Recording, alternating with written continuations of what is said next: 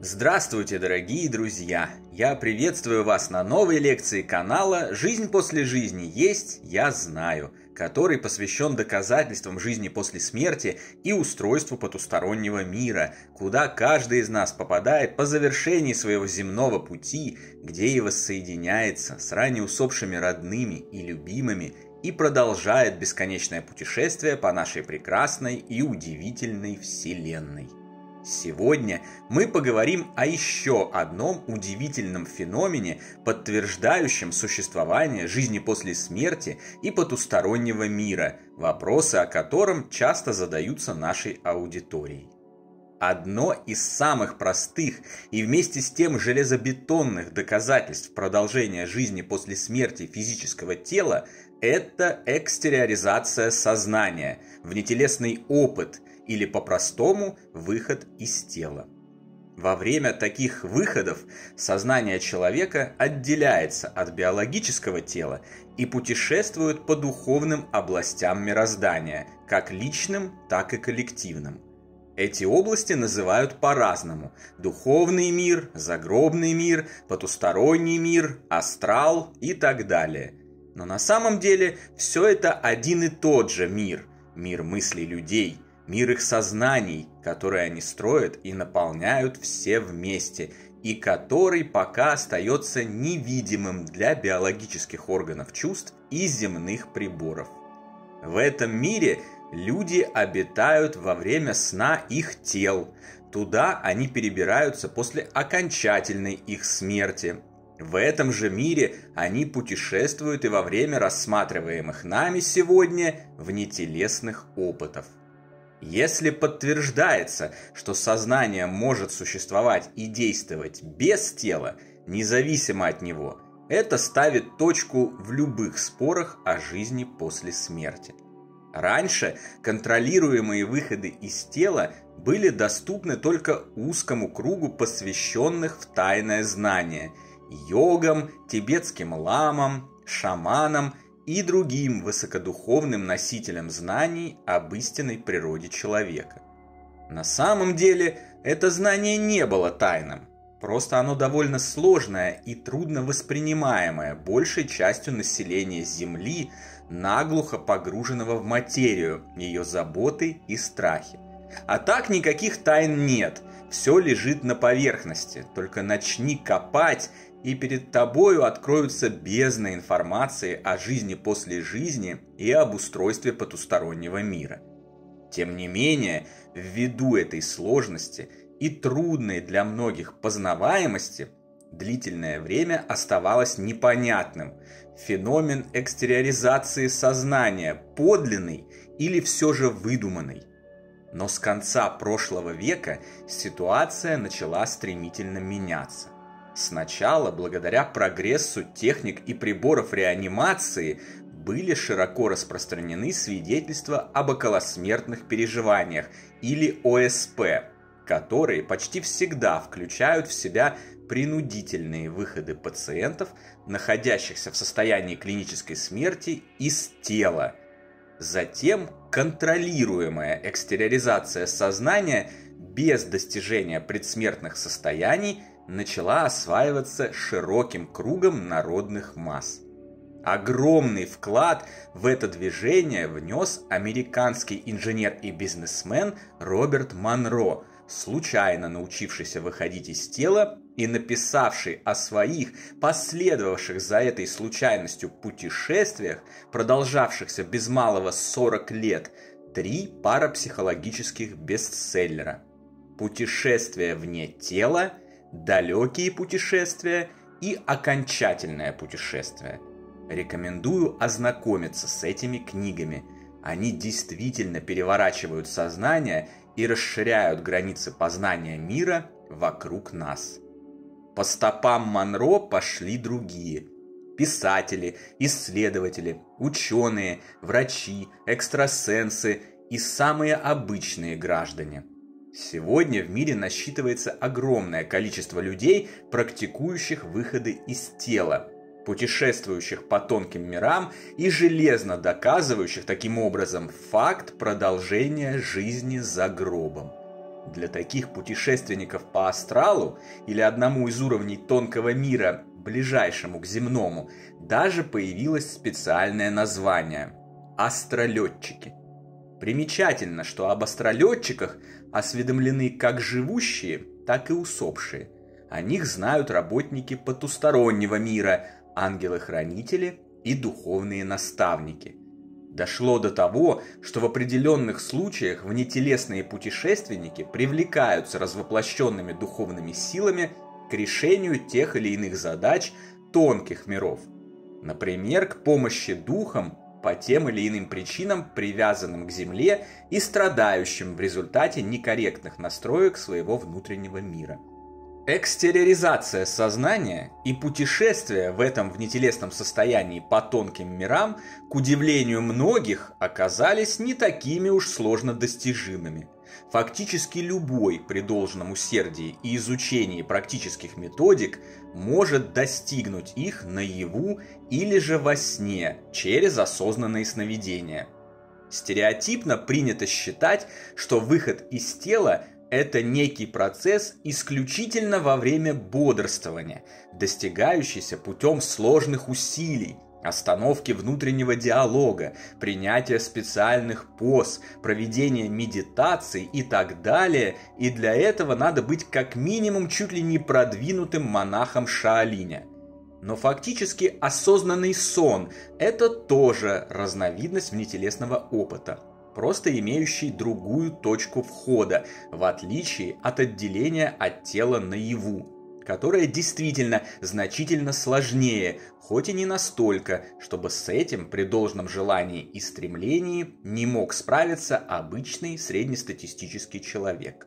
Например, я только приступил к изучению темы осознанных снов, которую собираюсь обширно освоить и поделиться полученной информацией с вами, но почти сразу же достиг определенных экспериментальных успехов в поиске и встречах с моим самым родным и близким человеком, уже знакомым постоянным зрителям канала Даней в осознанных снах.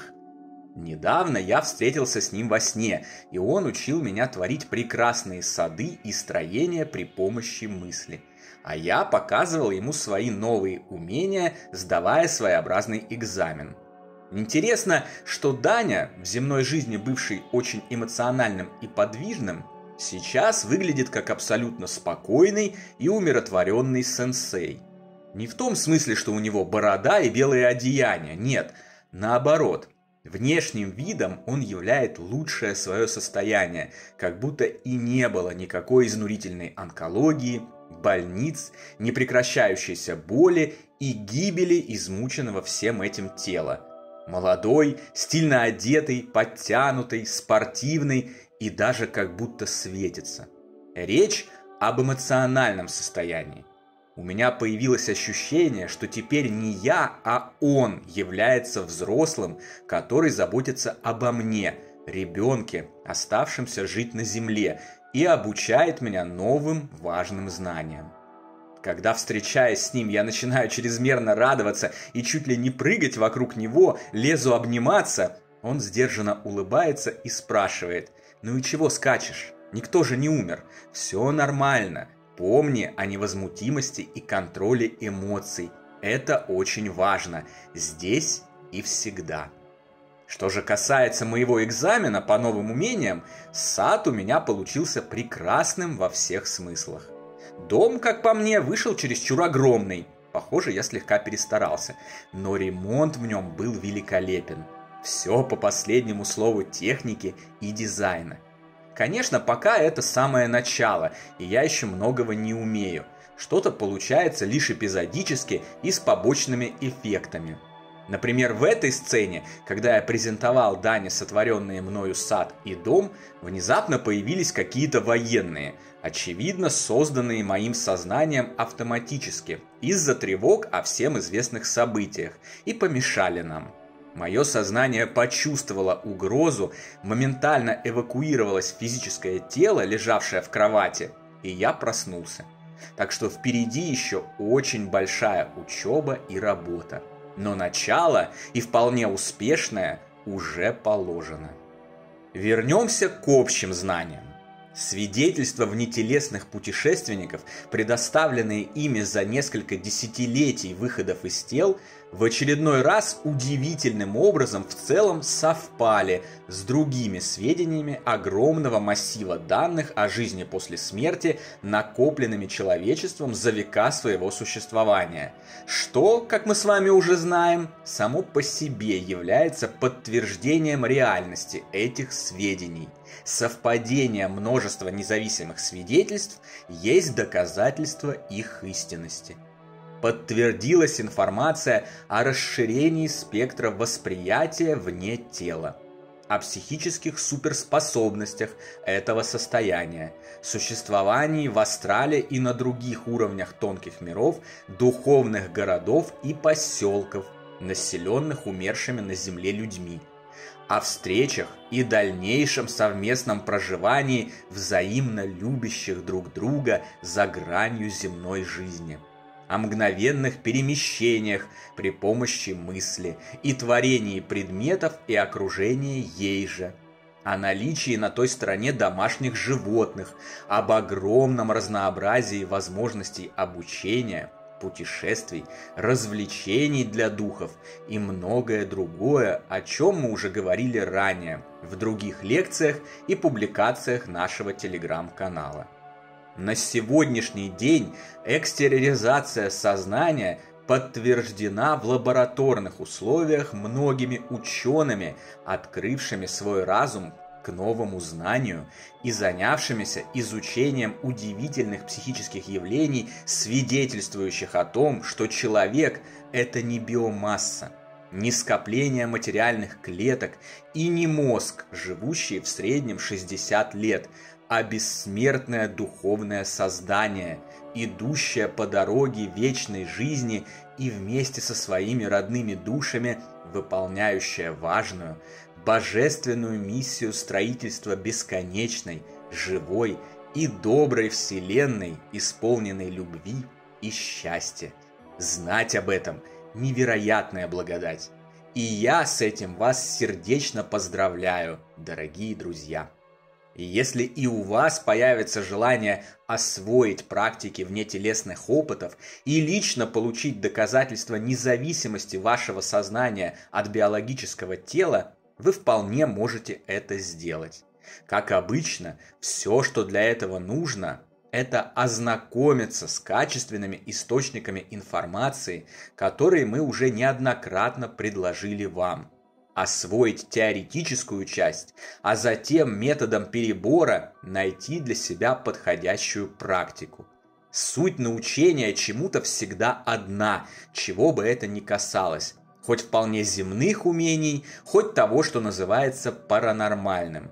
Любое образование достигается через учебу за партой и практическую работу на основании полученных теоретических знаний. Потусторонние знания не являются исключением. Я желаю вам грандиозных успехов в вашем духовном прогрессе и даже немножко завидую, что вам еще только предстоит открыть эти удивительные знания и явления, и благодаря этому в первый раз испытать невероятные по силе позитивные эмоции освобождения от любых страхов, достижения душевного спокойствия и уверенности в грядущей радостной встрече с нашими ушедшими любимыми и продолжение вечной жизни на просторах бесконечной и бесконечно прекрасной Вселенной. На сегодня это все, дорогие друзья. Дополнительную интересную и полезную информацию за пределами лекций, ответы на ваши вопросы о жизни после смерти в целом и по этой лекции в частности, а также познавательные статьи о потустороннем мире вы найдете в нашем телеграм-канале. Ссылка на него, как всегда, в описании видео и на экране. Добро пожаловать! Встречаемся на новой лекции здесь же, на нашем YouTube-канале. А пока всего вам самого лучшего, волшебного и замечательного.